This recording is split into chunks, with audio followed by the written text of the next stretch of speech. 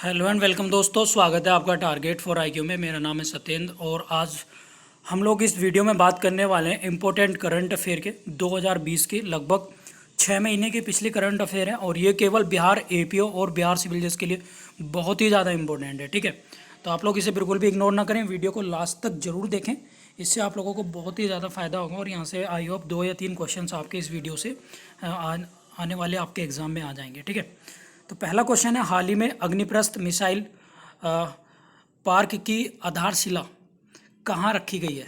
तो ये रखी गई है आईएनएस कलिंग पर। ये आप लोगों को याद रखेंगे। आईएनएस कलिंग में क्या है, अग्निप्रस्थ नामक एक मिसाइल पार्क की आधारशिला रखी गई है। आईएनएस इसकी फुल होती है इंडियन नौसेना, आईएनएस की। तो ये आप लोगों को याद रखना है। भारतीय नौसेना ने पिछले 29 साल की सेवा दे रहे युद्धपोत आईएनएस कलिंगा पर अब स्कूली बच्चे और नौसैनिक के परिवार विभिन्न प्रकार की मिसाइलों की दुनिया के दर्शन कर पाएंगे। ठीक है, तो इस पर क्या रखा है कि आईएनएस कलिंग जो है रिटायर हो चुका है और यहाँ पर इसी को एक म्यूजियम टाइप का पार्क बना दिया गया है ताकि स्कूली बच्चे और आईएनएस में जो सेवा दे रहे नौसैनिक उनके परिवार इसके दर्शन कर पाएँ। ठीक है, साथियों इससे पहले मैं आप लोगों को बता दूं, बिहार सिविल जज के लिए हमारा क्रैश कोर्स चल रहा है जीएस और लॉ का, आप लोग ज्वाइन कर सकते हैं और टेस्ट सीरीज भी चल रही है। तो आप लोग दिए गए नंबर पर व्हाट्सअप या कॉल करके क्वेरी लेके दोनों लैंग्वेज में आप लोग क्वेरी ले सकते हैं और जानकारी ले सकते हैं। नेक्स्ट है, इस मिसाइल के पार्क के अधिकारियों, नाविकों और अन्य सहायक कर्मचारियों को समर्पित किया जाएगा जिन्होंने आईएनएस कलिंग में सेवा दी है। समझ में आ गया आपके?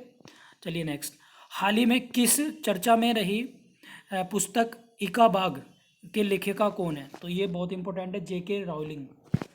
नेक्स्ट है इकाबाग, इसी का देख लेते हैं। इकाबाग पुस्तक की जो लेखिका है जेके रावलिंग है और वह अगले 7 हफ्तों से बच्चों के लिए उपन्यास को छोटे अध्यायों में ऑनलाइन जारी करेंगी जो पाठकों में मुफ्त उपलब्ध रहेंगे। पुस्तक के पहले 2 अध्यायों को पढ़ने के लिए उपलब्ध कराया जाएगा। यह कम से कम 2 या 3 अध्यायों में प्रकाशन करेंगी। ठीक है, और जे रोलिंग कहाँ की लेखिका हैं? ब्रिटिश की हैं, इन्हें याद रखेंगे। ठीक है, हैरी पॉटर सीरीज भी इन्होंने ही लिखी है, ये बहुत इंपॉर्टेंट है, इसलिए इंपॉर्टेंट बन जाता है।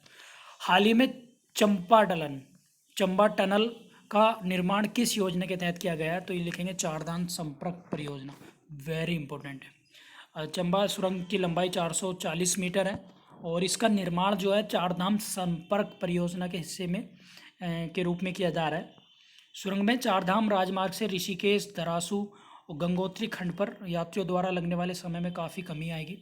ठीक है, चारधाम परियोजना के लगभग 12,000 करोड़ रुपए खर्च होंगे और राजमार्ग में लगभग 889 यानी 889 किलोमीटर की ये परियोजना है। तो क्वेश्चन आ सकता है कि चारधाम परियोजना जो है वो कितने किलोमीटर की है? 889 किलोमीटर की, और कितने इसमें बजट है? 12,000 करोड़। नेक्स्ट है, हाल ही में खेलों को बढ़ावा देने के लिए किस राज्य ने खेलों के उद्योगों का दर्जा देने वाला पहला राज्य बना है? तो वो बना है मिजोरम, यानी स्पोर्ट्स इंडस्ट्री को फर्स्ट प्रेफरेंस देने वाला राज्य बना है मिजोरम। ठीक है, और इसके मंत्रिमंडल ने इसकी उद्घोषणा कर दी है और साथ में ये प्रस्ताव जो है खेल को उद्योगों का दर्जा देने के लिए मंजूरी दे दी गई है। ठीक है, तो ये मिजोरम कैसा राज्य बना है? पहला राज्य बना है। नवीन और नवीनकरण ऊर्जा मंत्रालय द्वारा किस मंदिर का पूर्णतः सौरकरण किया जाएगा? ऐसा मंदिर जिस पर सोलर पैनल लगाए जाएंगे, मीन्स उस पर पूरी तरीके से जो इलेक्ट्रिक लाइट होगी वो आपकी सोलर पैनल यानी सौर ऊर्जा से मिलने वाली होगी। ठीक है, आप लोग मुझे कमेंट बॉक्स में बताइएगा जो सौर सेल होते हैं वो एनर्जी को किस फॉर्म में चेंज करते हैं, ये आप लोगों को याद रखना है।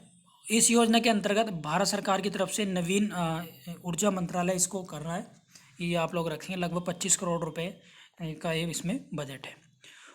नेक्स्ट है, फोर्ब्स पत्रिका के अनुसार सर्वाधिक कमाई करने वाली महिला खिलाड़ी कौन बन गई है? तो नोआमी ओसाका, ये जापान की है। 2019 में इन्होंने ऑस्ट्रेलियन और साथ में यूएस ओपन भी जीता था। ठीक है, इसलिए आप लोग को याद रखेंगे। लगभग इनकी जो कमाई थी वो थी $37.4 बिलियन। नेक्स्ट, हाल ही में किस अंग्रेजी भाषा के लेखक की नई पुस्तक hop on my adventure on the boats train and planes प्रकाशित हुई? तो ये रस्किन बॉन्ड की, वेरी वेरी इंपॉर्टेंट है, इसको याद रखेंगे। और इनके कौन से बर्थडे पर की गई? 86 बर्थडे पर। विश्व के प्रसिद्ध लेखक हैं और ये आप लोगों को याद रखना है। नेक्स्ट, इनकी अन्य पुस्तक हैं the blue umbrella, night train at Delhi, the room on the roof our trees struggle go in Dehra skin bond की कुछ लगभग ये बहुत इंपॉर्टेंट बुकें हैं। और रस्किन का जन्म जो हिमाचल प्रदेश के कसौली में हुआ था। ये देश आज़ाद होने के बाद भारत में रहे। 1964 में उत्तराखंड के मसूरी में रहे और 1999 में भारत सरकार ने साहित्य के क्षेत्र में पद्मश्री से भी सम्मानित किया था। हाल ही में गोरखपुर टेराकोटा को जीआई टैग मिला है। अब ये किस राज्य से संबंधित है? उत्तर प्रदेश। टेराकोटा क्या है? इतालवी भाषा में पक्की मिट्टी को बोलते हैं और ऐसी मिट्टी को जिसमें मूर्तियाँ बनाने का यूज़ होता है, जिससे बर्तन, दीपक और मटकी बनते हैं, यानी रख रखाव के और साजो सामान इनसे बनाया जाता है। नेक्स्ट है, हाल ही में बंगाल की खाड़ी में चक्रवाती तूफान अफवान जो आया था उसका नाम किसने दिया है? तो ये थाईलैंड ने दिया है। वेरी इंपॉर्टेंट है। अफवान जो है थाईलैंड द्वारा नाम दिया गया है, ये आप लोगों को याद रखना है। और जो उड़ीसा में लगभग ये और पश्चिम बंगाल में इसने भारी तबाही अभी मचाई थी। नेक्स्ट है, भारतीय मौसम विज्ञान ने राज्यों की चेतावनी दी है कि उनका जो चक्रवाती तूफान है उनका नामकरण उनकी वार्षिक बैठक में किया जाता है। ये आप लोगों को मैं बता दूं। नेक्स्ट है, उस महिला रोबोट का नाम बताइए जो अंतरिक्ष यात्रियों के साथ गगनयान मिशन पर जाएगी। तो उसका नाम है वयोमित्र। इस क्या नाम है? वयोमित्र महिला रोबोट है जो गगनयान 2022 का प्रोजेक्ट है। और ये जाएगा, ऐसा प्रोजेक्ट है जिसमें भारत के द्वारा ही सारी मशीनरी होगी, साथ में भारत का ही कोई व्यक्ति स्पेस में जाएगा और उसी के साथ जाएगी एक महिला रोबोट। ये आप लोगों को याद रखना है। गगनयान के बारे में जान लेते हैं। वेरी इंपॉर्टेंट है, आपके मेंस पॉइंट ऑफ व्यू से बहुत इंपॉर्टेंट है। 3 लोगों को भेजे जाने के लिए है और इसमें लगभग 124 बिलियन इसमें खर्च आने की उम्मीद है। नेक्स्ट है, हाल ही में किस राज्य ने राजीव गांधी किसान न्याय योजना की घोषणा की है? तो छत्तीसगढ़। अब इसमें बहुत इंपॉर्टेंट है, ये भी बस इतना याद रखेंगे। हाल ही में गोल कार्यक्रम कहाँ की प्रतिभाओं में खोजा करने की शुरू की है? जनजातीय प्रतिभाग ने गोल कार्यक्रम। ठीक है। नेक्स्ट है, हाल ही में संघाई सहयोग संगठन यानी संघाई कॉरपोरेशन ऑर्गेनाइजेशन की आवासीय शिखर सम्मेलन कहाँ हुआ है? तो रूस में। और इसके मेंबर हैं आप देखेंगे रसिया, कजाकिस्तान, किर्गिस्तान, चाइना, तुर्किस्तान, उज्बेकिस्तान, इंडिया और पाकिस्तान। इंडिया और पाकिस्तान जो है 2017 में इसके मेंबर बने थे। इस प्रकार से 8 मेंबर हैं, ये आप लोगों को याद रखना है, बहुत ही इंपॉर्टेंट है। भारत की तरफ से इस बैठक में जो प्रतिनिधित्व किया था वो विदेश मंत्री एस जयशंकर ने किया था। ठीक है। इसका मुख्यालय बीजिंग में है और इसकी स्थापना जो हुई थी वो हुई थी 1996 में। हाल ही में कौन से हवाई अड्डे को सर्वश्रेष्ठ क्षेत्रीय हवाई अड्डा चुना गया है? तो ये चुना गया है कैंपेगौड़ा अंतर्राष्ट्रीय हवाई अड्डा। कहाँ का है ये आप बताना मुझे कमेंट बॉक्स में, बहुत ही इंपॉर्टेंट है। और ये कैंपेगौड़ा अंतर्राष्ट्रीय हवाई अड्डा जो है ये बेंगलुरु का है और मध्य एशिया में सर्वश्रेष्ठ क्षेत्रीय हवाई अड्डे का इसका खिताब इसे दिया गया है। ठीक है। विश्व में जो दिया गया है वो दिया गया है सिंगापुर हवाई अड्डे को, ये आप लोगों को याद रखना है। हाल ही में फेड कप हार्ट अवार्ड किस भारतीय को सम्मानित किया गया है? सानिया मिर्जा को, ये आप लोग याद रखेंगे। ठीक है। सानिया मिर्जा 6 बार ग्रैंड स्लैम जीत चुकी हैं। और हाल ही में खेल रत्न प्राप्त किस एथलीट ने संन्यास का ऐलान किया? दीपा मलिक ने। ठीक है, ये आप लोगों को याद रखना है। नेक्स्ट है, वर्तमान में दीपा मलिक जो है पैरालंपिक समिति के अध्यक्ष भी हैं, ये भी आप लोग याद रखेंगे। नेक्स्ट है, हाल ही में भारत ने 5 द्वीपों की सहायता के लिए कौन से मिशन शुरू किया है? तो मिशन सागर। ये बहुत इंपॉर्टेंट है, ये द्वीपों के लिए और मिशन वंदे मातरम में जो देशों से भारत के लिए आने वाले लोग हैं कोरोना वायरस के दौरान में यानी लॉकडाउन में जो अन्य देशों में फंसे हैं, और मिशन सागर जो द्वीपों में फंसे हैं, ये आप लोगों को याद रखना है। और ये नौसेना कर रही है और उसको वायुसेना कर रही है। तो इसमें जिसका जहाज़ का यूज़ किया जा रहा है INS केसरी का, ये आप लोग रखेंगे। और 5 द्वीप कौन कौन से? मालदीव, मॉरिशस, सेल्सियस, मेडागास्कर और कोसोरोव। हाल ही में विश्व प्रवासी पक्षी दिवस कब मनाया गया? 9 मई को, ये आप लोगों को याद रखना है, बहुत ही इंपॉर्टेंट है। नेक्स्ट है, प्रवासी पक्षी दिवस जो है 2006 से मनाना स्टार्ट हुआ था। हाल ही में विदेशों में फंसे निकालने के लिए अभ्यास का नाम क्या दिया गया? तो वंदे मातरम में अभी आप लोगों को बता ही रहा था। ठीक है। लगभग 14,000 से भी अधिक लोग यहाँ से निकाल चुके हैं इस मिशन के तहत। नेक्स्ट है, हाल ही में किस देश ने मुद्रास्फीति के मुकाबला करने के लिए अपनी नई मुद्रा तोमान की शुरुआत की है? तो ईरान ने। अब रियाल से कन्वर्ट हो गई है ईरान की मुद्रा तोमान, ये आप लोग। संयुक्त राज्य अमेरिका द्वारा लगाए गए प्रतिबंधों के कारण अमेरिकी डॉलर के मुकाबले ईरानी मुद्रा में जो है काफ़ी गिरावट आ चुकी थी। नेक्स्ट है, हाल ही में 18वें गुटनिरपेक्ष यानी नॉन अलाइनमेंट मूवमेंट के शिखर सम्मेलन कहाँ हुआ? अजरबैजान में, याद रखना। और इसके वर्तमान अध्यक्ष जो हैं वो अजरबैजान के राष्ट्रपति महामहिम इलास अलीविएव है। ठीक है, ये आप लोगों को याद रखना है। नान जो बना था 1959 में बना था, और इसके भारत के पंडित जवाहरलाल नेहरू को भी क्रेडिट दिया जाता है। हाल ही में किस भारतीय फोटो जर्नलिस्ट ने पत्रकारिता प्रतिष्ठित पुरस्कार पुलित्जर पुरस्कार मिला है? तो मुख्तार खान, डायर यासीन और कंवल आनंद को मिला है। भारत के 3 जर्नलिस्ट थे, ये आप लोगों को याद रखना है। जम्मू कश्मीर की इन्होंने चित्रण किया था, धारा 370 हटाए जाने के बाद इन्होंने फोटोग्राफी के लिए इन्हें मिला है। इसकी शुरुआत 1917 से की गई थी। अमेरिका की कोलंबिया यूनिवर्सिटी के द्वारा ये प्रदान किए जाते हैं। नेक्स्ट है, कौन सा पर्वतारोही सभी 7 महाद्वीपों की सभी ज्वालामुखी वैल्कनों पर चढ़ने का रिकॉर्ड उसने बनाया? तो उसका नाम है सत्यरूप सिद्धांत। ठीक है, याद रखेंगे। इनका रिकॉर्ड लिम्का बुक रिकॉर्ड्स में भी शामिल हो गया है।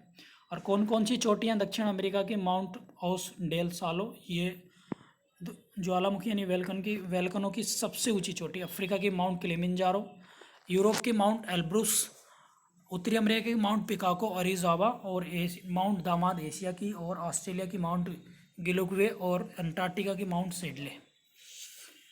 ठीक है, कौन सा पर्वतारोही सभी 7 महाद्वीपों की सभी ज्वालामुखी पर चढ़ने वाला पहला भारतीय बना? यह है बीपी कानूनगो।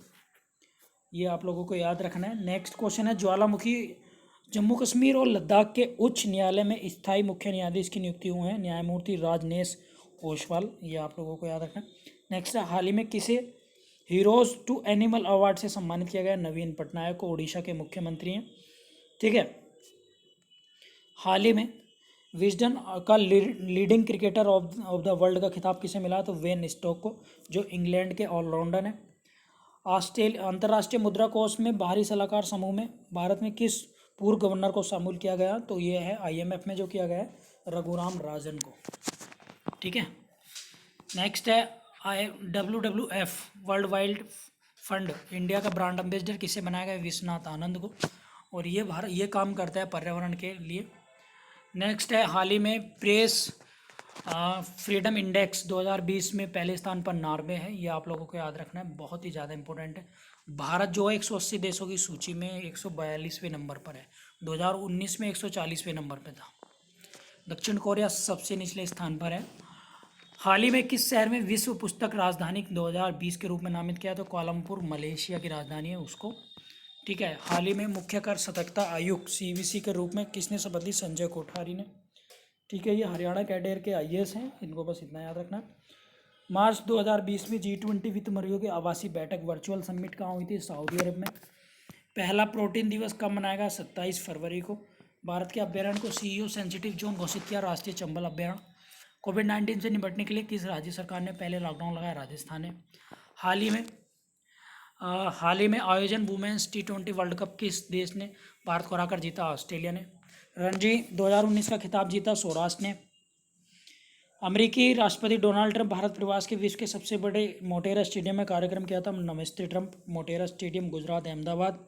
WHO इसकी स्थापना 1948 में हुई थी, और अभी इसने कोरोना वायरस की उत्पत्ति का केंद्र चीन का वुहान शहर को घोषित किया। हेनले पासपोर्ट इंडेक्स 181 देशों की सूची में प्रथम स्थान पर जापान है, और भारत की रैंक है 84। हाल ही में chambers of commerce global innovation policy centre द्वारा जारी इंटेलेक्चुअल प्रॉपर्टी इंडेक्स यानी बौद्धिक संपदा सूचकांक में शीर्ष देश कौन सा है? तो वो है USA। 40वें नंबर पर है भारत। 52वें ऑस्कर में सर्वश्रेष्ठ फिल्म पुरस्कार किसे मिला है? तो पैरासाइट को। वेरी वेरी इंपॉर्टेंट है। ऑस्ट्रेलियन ओपन पुरुष वर्ग का खिताब किसने जीता? नोवाक जोकोविच ने। ये जनवरी फरवरी का है। और खेलो इंडिया यूथ गेम्स 2023 संस्करण का चैंपियन राज्य रहा महाराष्ट्र। नेक्स्ट है, हाल ही में किस देश के नए सूचना आयुक्त बने? विमल जुल्का। ये नए सूचना आयुक्त बने हैं भारत के। 71वें गणतंत्र दिवस के मुख्य अतिथि कौन थे? जेयर्स बोल्सोनारो, ब्राजील के राष्ट्रपति। हाल ही में भारत के CDS कौन बने हैं? ये आपको पता है, जनरल बिपिन रावत।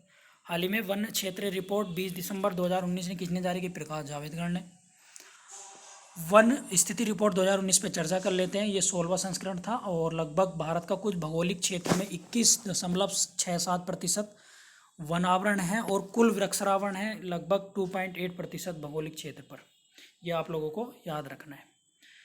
नेक्स्ट, इसमें अगर बात करी जाए तो भारत के कुल वनावरण मतलब जो नेचुरल वन है, वृक्षारोपण जो लगाए गए हैं उसको मिलाकर लगभग 24.25%, 24.56% इसमें हमारे भौगोलिक क्षेत्र पर, जोग्राफिकल एरिया पर हमारे वन हैं यानी फॉरेस्ट है। और जो वृद्धि हुई है, ये याद रखिएगा, 0.6% की वृद्धि हुई है 2017 की तुलना में। नेक्स्ट है, राजनीति के क्षेत्र में मरणोपरांत पद्म विभूषण प्रदान किया गया जॉर्ज फर्नांडिस, अरुण जेटली और सुषमा स्वराज को। विश्व स्वास्थ्य संगठन ने वर्ष 2020 के रूप में किसे रूप मनाने की घोषणा की है? नर्स और मिडवाइफ वर्ष। ये आप लोगों को याद रखना है, वेरी इंपॉर्टेंट। तो ये बिहार सिविल जज के लिए इंपॉर्टेंट करंट अफेयर थी। आई होप आपको पसंद आई होगी। Thank you so much. Video को ज़्यादा से ज़्यादा शेयर करें, कमेंट करके जरूर बताएं कैसी लगी। जय हिंद।